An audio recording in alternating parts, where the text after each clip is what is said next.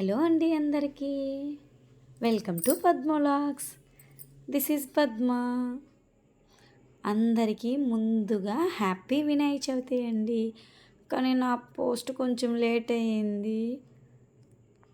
వినాయక చవితి అంటే ఎంతోమందికి ఇష్టం అండి.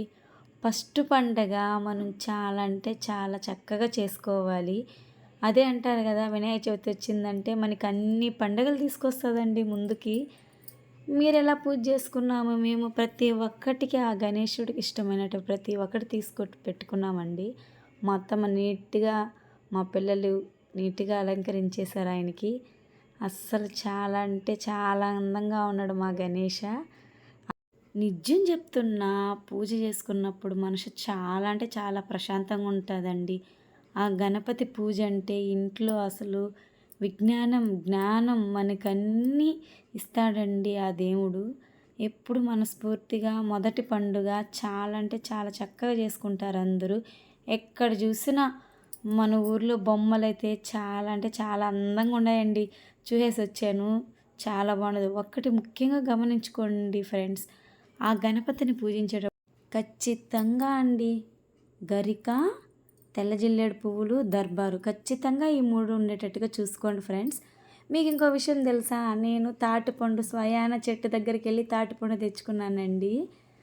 తాటిపండు పెట్టినా చాలా అంటే చాలా మంచిది. అసలు ఆయనకి ఇష్టమైన ఫ్రూట్స్ అన్నీ పెట్టాను నేనైతే. మనకున్న దాంట్లో, ఆయనకి పెట్టే దాంట్లో మనకు తృప్తిగా పెట్టుకుంటే చాలండి. దేవుడు మనకు అన్నీ ఇస్తాడు. దేవుడికి ఇష్టమైనటువన్నీ బజారుకి వెళ్తే తెచ్చుకోవడానికి పండగంతా బజార్లోనే ఉందండి. అందంగా ఆ ఆకులు చూడ్డానికి చాలా అంటే చాలా ముచ్చటగా ఉండేది నాకు అసలు. పండగ కలంతా మా బజార్లోనే ఉందండి, మా నాయుడుపేట బజార్లో. ఫుల్ జనాలు. అయినా నేను వెళ్ళి మార్నింగే తెచ్చుకున్నాను. ఎప్పుడైనా పూజ చేసుకోవాలనుకున్నప్పుడు మనం మార్నింగే తెచ్చిపెట్టుకోవాలండి.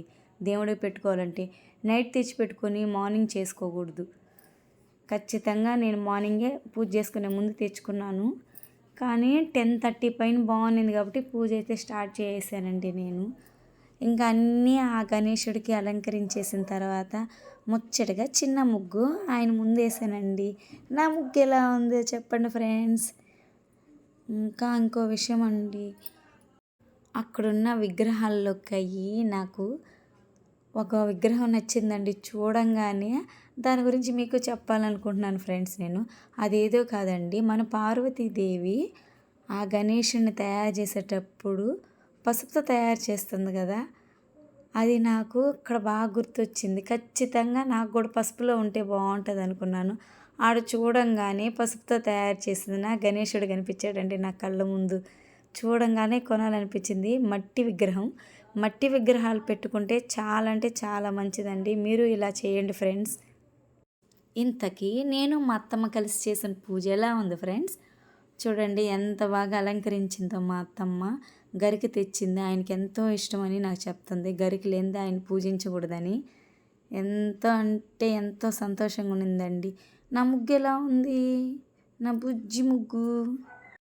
మా ఊర్లో ఉన్న పెద్ద బొమ్మ దగ్గర పిల్లలైతే ధూమ్ధామ్ చేస్తున్నారండి. అప్పుడు నాకు ఒక్కసారిగా నా చిన్నప్పుడు రోజులు గుర్తొచ్చాయి ఫ్రెండ్స్. ఎలా చెప్పనా, మా అమ్మ పూజ చేసుకుంటా ఉంటే నేను ఎప్పుడు బొమ్మ దగ్గర ఉండి ఆడుకునేదాన్ని. ఇప్పుడు నేను పూజ చేసుకుంటే నా పిల్లలు పోయి ఆడుకుంటున్నారు.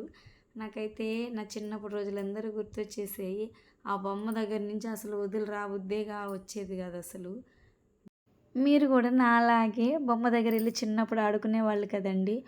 మార్నింగ్ లేగానే మా అమ్మ హెల్ప్ చేసి నేనైతే బొమ్మ దగ్గరికి వెళ్ళేసి ఈవినింగ్ దాకా అక్కడే ఉండేదాన్నండి. పూజ అయ్యేదే తడు, ఇంటికి వచ్చేదాన్నే కాదు.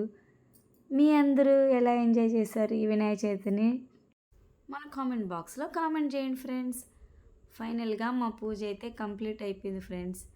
మా వీడియో కనుక మీకు నచ్చినట్లయితే please like, share, subscribe. Please subscribe చేసుకోండి.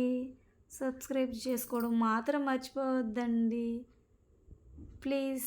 Bye friends.